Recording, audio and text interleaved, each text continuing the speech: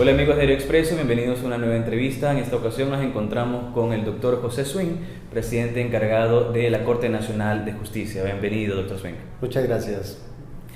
Doctor, quisiéramos empezar a abordar por la coyuntura que está viviendo el país. El caso Metástasis y el caso Purga han mostrado la contaminación que han tenido servidores e incluso autoridades judiciales.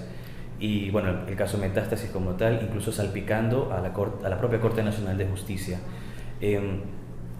¿Podemos hablar de que ha sido captada la justicia por el crimen organizado o aún no estamos en ese punto? Definitivamente no. Yo creo que son casos aislados.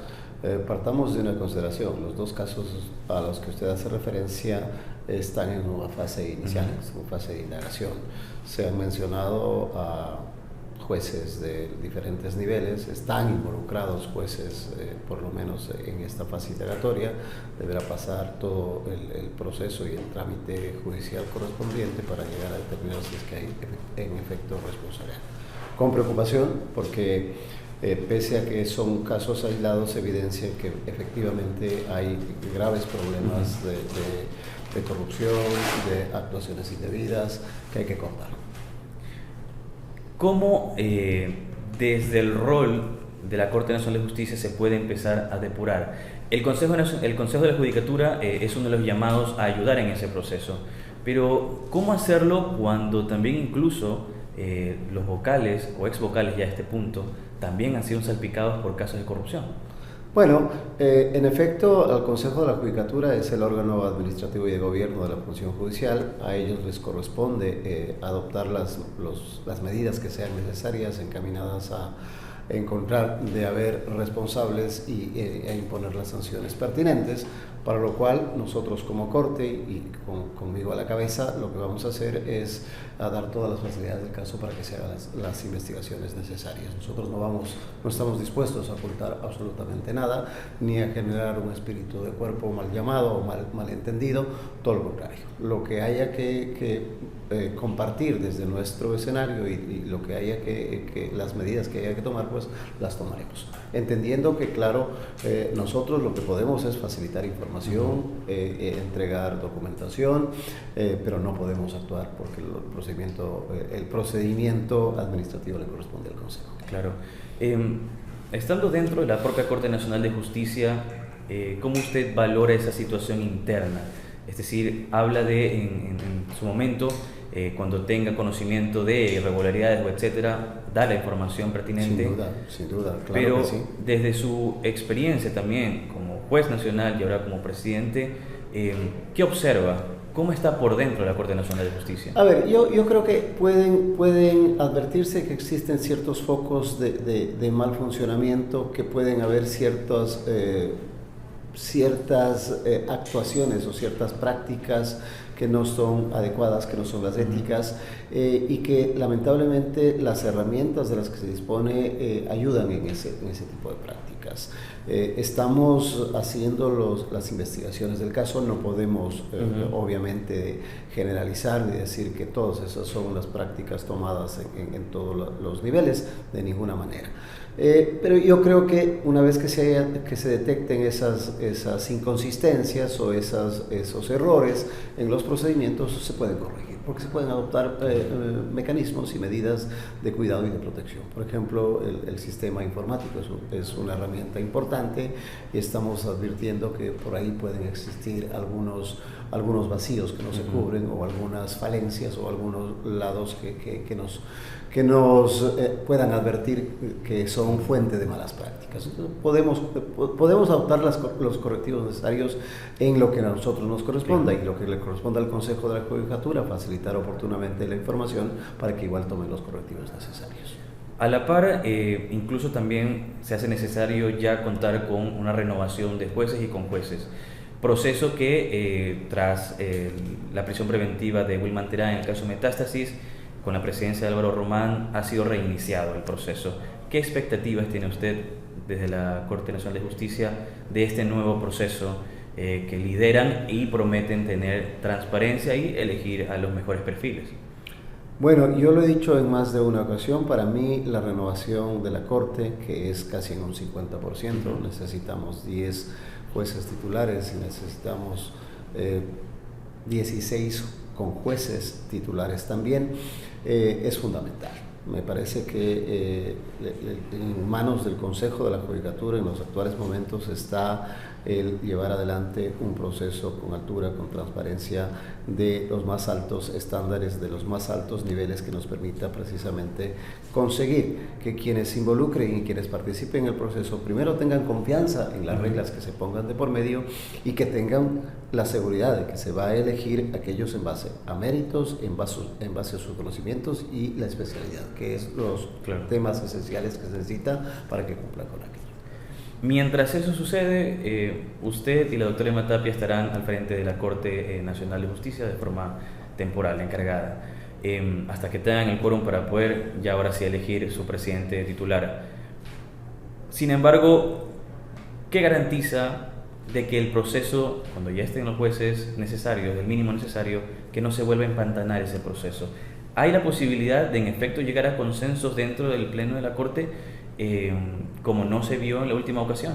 Se ha podido llegar a consensos, yo soy fruto de ese consenso y si bien es una temporalidad de mucha responsabilidad, es una prueba de que podemos con diálogo, con renunciamientos, llegar a esos acuerdos mínimos. Creo que con la incorporación de los 10 nuevos jueces y jueces titulares, la situación será la misma, es decir, habrán las condiciones como para entrar a un proceso de negociación y un proceso de elección de autoridades, asimismo con transparencia. ¿Usted aspira a que sea ratificado en el cargo de la presidencia? Es muy temprano para pensar en aquello. Yo estoy muy preocupado en cumplir las tareas que me he propuesto y ya veremos en su momento. Doctor, otros procesos a cargo de la Corte Nacional de Justicia son los procesos de extradición en este momento. Probablemente el que ahora estamos a la espera es el de Hernán Luque Lecaro por el caso Encuentro. ¿Cómo avanza ese proceso y por qué, a diferencia de Daniel Salcedo, el proceso en esta ocasión ha sido un poco más demorado? A ver, yo creo que hay que entender que son procesos distintos, son diferentes. En el caso del señor Luque, lo que ocurrió es que había difusión roja para su detención y cuando las autoridades policiales en Argentina detectaron su presencia allá y frente a la difusión roja procedieron a detenerlo. Y eso inició el proceso. Es un proceso largo, no es un proceso inmediato. Él tiene derecho a oponerse a la extradición en Argentina, en el lugar actual en el que se encuentra. Y claro, si es que él se opone a la extradición, deberá observarse el procedimiento de acuerdo a las leyes argentinas y la autoridad argentina, luego de ese procedimiento, dirá si es que es pertinente o no es pertinente conceder la extradición. ¿Hay una estimación del tiempo en que podríamos ya tener alguna resolución de si se dará o no? La verdad no, porque puede demorar, depende del procedimiento específico de la nación argentina, le pongo tentativamente, podría ser un año de procedimiento interno administrativo de allá. No es lo que nosotros hemos hecho es, una vez que se notificó de la detención, pedimos que se lo mantenga a órdenes de las autoridades argentinas con fines de extradición, porque ese era el camino. Luego nosotros pedimos que se ratifique acá el juez de la causa, que ratifique si es que el pedido de extradición se mantiene y la orden de detención se mantiene. Hemos recabado esa información, la hemos trasladado al gobierno argentino y con eso hemos solicitado que se proceda al trámite de extradición. Entonces, estamos recién en un proceso inicial y él, como le digo, tiene pleno derecho a oponerse a ese proceso de extradición en su lugar actual de residencia. Doctor Swing, en la parte institucional de la justicia, retomando un poco respecto a metástasis y purga, se ha profundizado un poco la desconfianza en qué tan pulcro, qué tan contaminado en este momento está el sistema de justicia como tal. Como presidente de la Corte Nacional, ¿qué garantía les para los ecuatorianos de que en efecto no son todos y que aún debe haber un voto de confianza en los buenos funcionarios judiciales? Yo vuelvo a insistir que no es la generalidad de los casos que hay jueces honestos, que hay decisiones transparentes y que se tienen que visibilizar. Se han focalizado determinados casos, en efecto somos conscientes de esa problemática que afecta a la función, porque el problema es que si bien se enfoca 1, 2, 3, 4 o el número que fuere, la incidencia es global, sí, es institucional, y de eso también somos conscientes. ¿Qué es lo que yo le digo a la ciudadanía? Que piense que no todos los problemas son fruto de corrupción. Hay problemas de otra naturaleza, hay problemas estructurales, hay problemas de deficiencias en conocimientos, de deficiencias en herramientas que se necesita para una justicia ágil, oportuna, incluso hasta de la titularidad de jueces y de jueces. Entonces, si miramos todo ese conjunto de problemas que hacen de la función judicial y empezamos a trabajar conjuntamente con el órgano administrativo, como es el Consejo de la Judicatura, vamos a encontrar solución. Y vamos a mostrar que además en las otras salas, en las demás salas, se producen decisiones con calidad en que las partes están conformes con lo que resuelvo, porque es lo que se resuelve en derecho. Tal vez considera que, ya es el momento de pensar en una reforma judicial para poder tal vez agilizar procesos e incluso para poder hacer más efectiva la propia depuración. Indudablemente, mire, hay muchos problemas, hay muchos cuellos de botella que pueden obedecer a normas procesales, a condiciones de litigiosidad, a varios factores que pueden dar lugar a unas reformas, ya en normas procesales, ya en el Código Orgánico de la Función Judicial, que nos permita solucionar. Hay represamientos en determinadas materias que no deberían estar. Hay problemas de sobrecarga procesal que no se puede solucionar con el número de jueces que está actualmente. ¿Eso qué demanda? Demanda de recursos.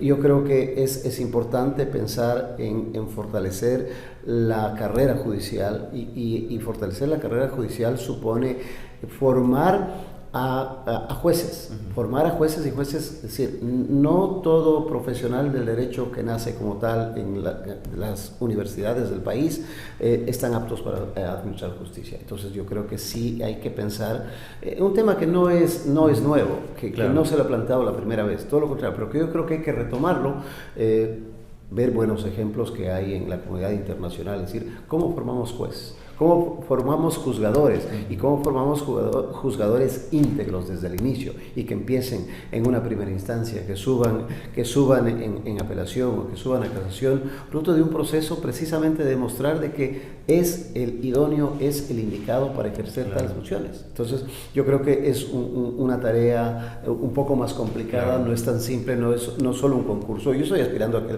el concurso de la Corte sea el mejor de los concursos en estos últimos tiempos, porque nos va a permitir dar una muestra diferente de imagen de la institucionalidad. Pero estas otras cosas que están ahí, que también son temas del Consejo de la Judicatura, creo que hay que empezar a hablar. Hay que hacer evaluaciones, no se han hecho evaluaciones en el último tiempo, creo que hay que volver con ese tema. Hay que generar unos bancos de elegibles, ya se han agotado los bancos de elegibles que han habido, y en este momento, ¿cómo reemplazo las ausencias por la razón que fuere? Entonces, todo ello es necesario revisar. Y si eso nos conduce a unas reformas legales, trabajemos en esas reformas legales de manera que podamos llegar a soluciones. ¿Cree que la justicia debería ser declarada en emergencia para poder precisamente agilizar estos procesos? Probablemente puede ser una fórmula de solución, porque si es que la declaratoria de emergencia me da como resultado que yo pueda emprender en acciones urgentes, me puede ser una solución. Pero además el tema es que si es que la emergencia me garantiza contar con los recursos suficientes para aquello, podría ser la medida adecuada. No necesariamente la celeridad puede ser fuente de buenos resultados. También hay que tener cuidado, porque hay temas, como le digo, demasiado álgidos y muy profundos que hay que trabajar. La herramienta informática, lamentablemente, se ha trabajado en el sistema SATGES, que son módulos y módulos y módulos y módulos, pero cada módulo va dejando una abertura ahí que a mí me preocupa en cuanto al tema de seguridad. Debía pensarse en un sistema exclusivo y específico para la administración de justicia. Lamentablemente no hay recursos para aquello, estamos hablando de una inversión demasiado fuerte. Justamente uno de los cuellos de botella principales en este tema reiterado ha sido el tema de los recursos, precisamente. con su titularidad temporal, ha podido conversar respecto con el tema de los recursos con la Judicatura? Estamos en constante diálogo con el presidente del Consejo de la Judicatura, con los señores vocales, hay una buena relación, hay empatía para mantener diálogos. Sí, y las ideas así en grueso que se han podido intercambiar, por ejemplo, en lo personal, soy partidario, por ejemplo, de que los recursos que se obtiene el sistema notarial, que es significativo y que hoy va a la cuenta única del Tesoro Nacional, debería ir a alimentar la cuenta de la función judicial. Ese, por ejemplo, es un mecanismo. Hay que discutirlo, hay que conversarlo, y ya no solo casa adentro, ya no solo dentro de la función judicial, sino también con el Ejecutivo, porque son recursos que se destinan al presupuesto estatal. Y precisamente en ese ámbito ha podido tener conversaciones con el presidente Daniel Noboa, dándole estas prioridades que tuve un acercamiento que fue positivo, que hemos conversado, hemos quedado en volver a conversar, y creo yo que la agenda y el canal de diálogo está abierto para hacerlo. Acabo de hablar con la ministra Palencia.